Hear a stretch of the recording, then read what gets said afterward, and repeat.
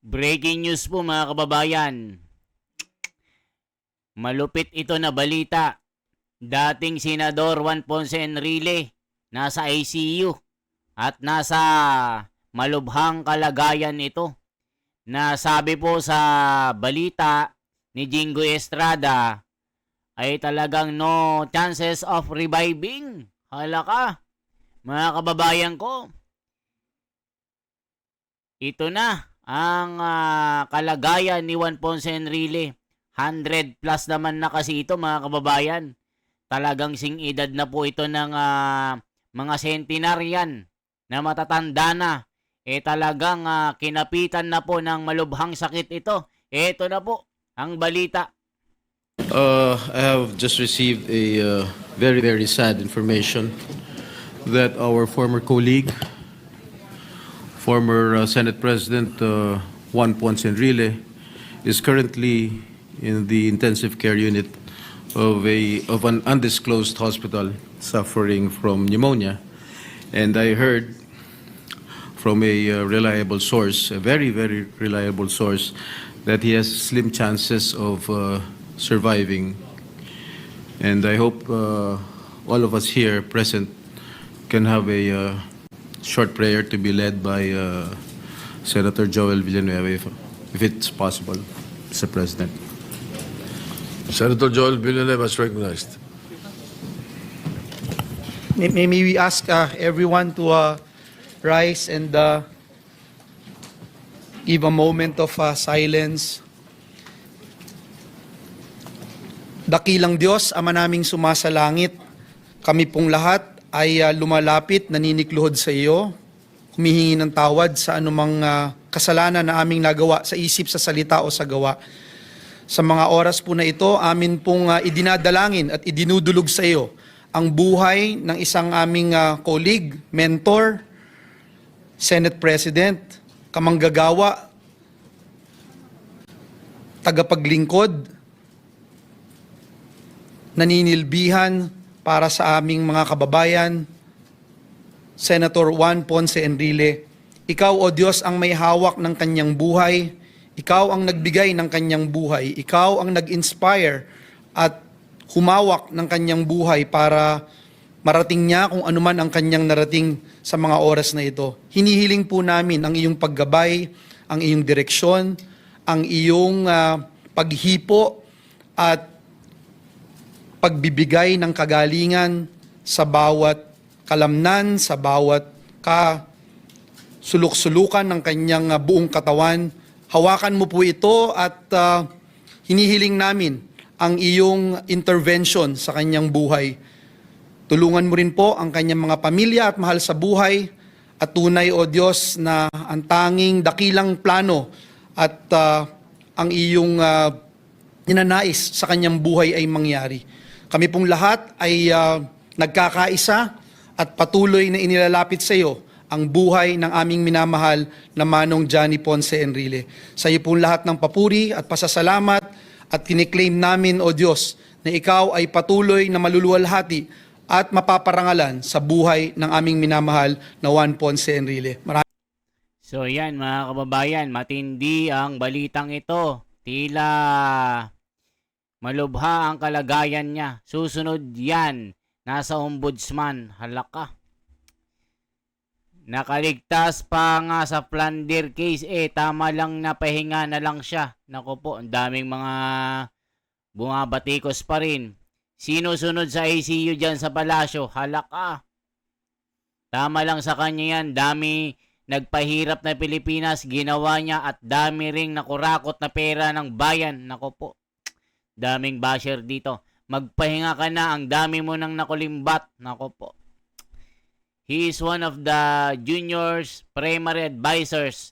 Just he was senior. I do pray for one less evil in this world every day. Naku po.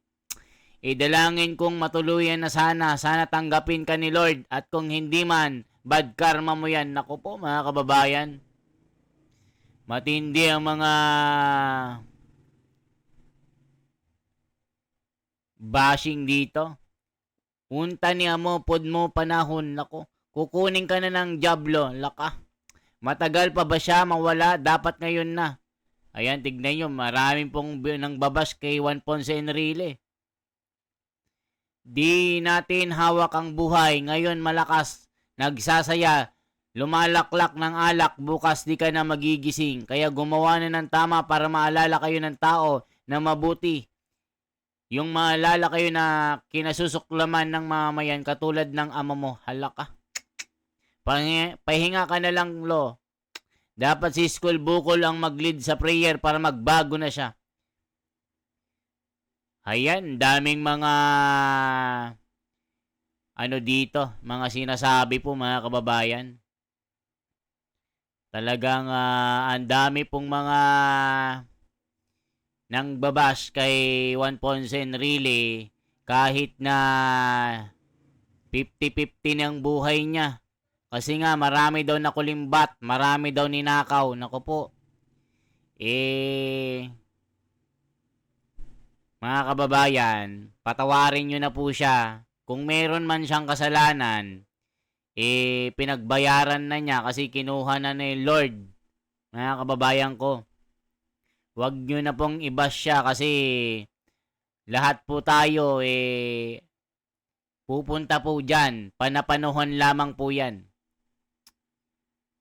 Ayan no. The end. Naku po. Naku, magpahinga ka na tanda. Dami mo kasalanan sa bayan. Naku po.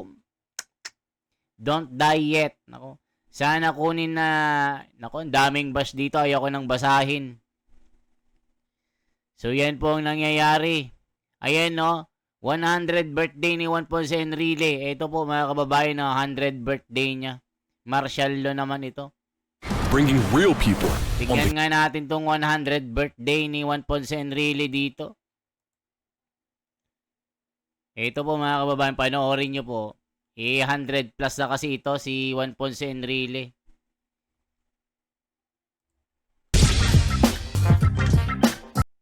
Ito po mga kababayan. Ayan po, 100 birthday. Ulyanin kung kinakailangan pero matalas pa rin ang memorya at depende sa sitwasyon ang ikikwento niya. Mag-iiba depende sa pangangailangan o panahon.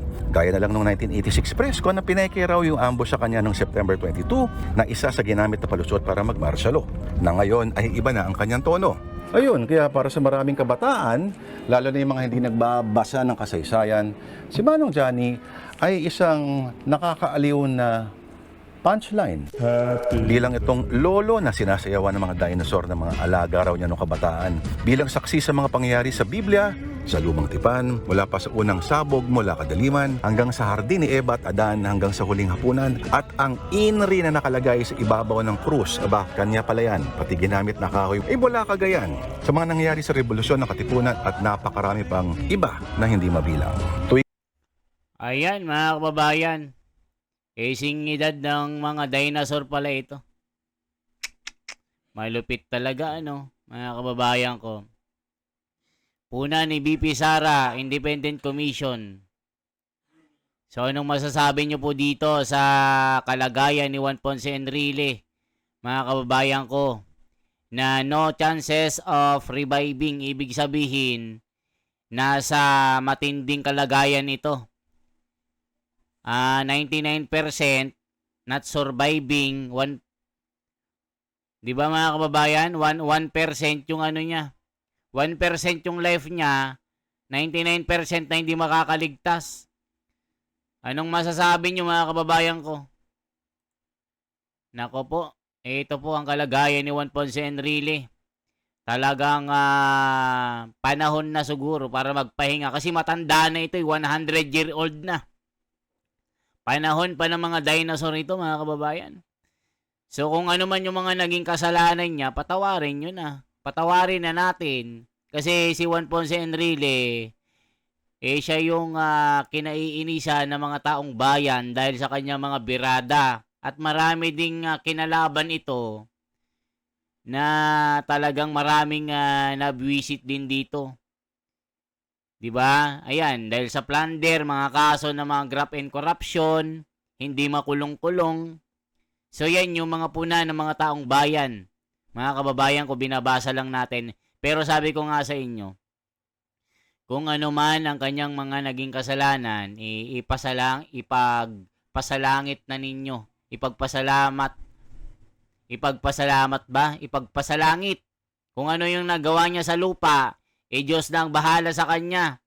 Wag nyo nang iba si Manong Enrile. 100-year-old na siya, mga kababayan. So yan po ang sitwasyon. 50-50 siya. Nasa ICU na po, mga kababayan. Nasabi ni Jinggoy, no chances of reviving. Dahil sa sakit na pneumonia. Sakit sa baga ito, mga kababayan. So yan lamang po ang ating bahagi. Isang like, isang share po at isang subscribe. Salamat po.